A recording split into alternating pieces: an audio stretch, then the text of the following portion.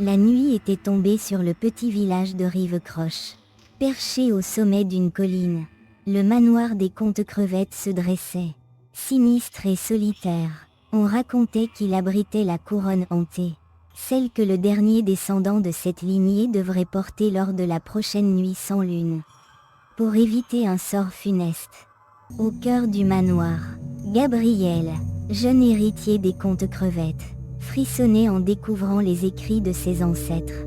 La malédiction ancestrale frapperait quiconque refuserait d'accomplir le rituel nocturne avec la couronne hantée. Pour briser ce cercle vicieux, il fallait affronter les fantômes du passé et percer leurs secrets. Gabriel errait dans les longs couloirs du manoir à la lueur blafarde d'une bougie.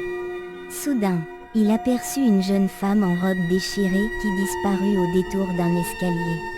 Elle se présenta comme étant Marguerite, le fantôme d'une comte crevette morte 3 siècles auparavant. Seul son spectre pouvait révéler les clés du rituel tant redouté. Suivant Marguerite, Gabriel pénétra dans les catacombes humides et froides du manoir. Il y découvrit des cryptes renfermant d'effrayants secrets de famille et une série de défis à surmonter. À chaque épreuve, la couronne hantée s'alourdissait sur sa tête, comme si le poids du destin pesait davantage sur ses épaules.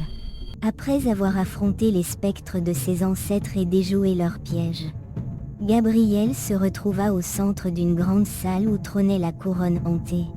Marguerite apparut une dernière fois pour lui révéler que briser la malédiction reposait sur un choix: accepter le fardeau de l'héritage maudit ou fuir à jamais les terres des comtes crevettes.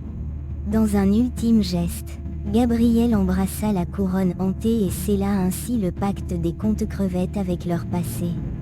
Tourmenté,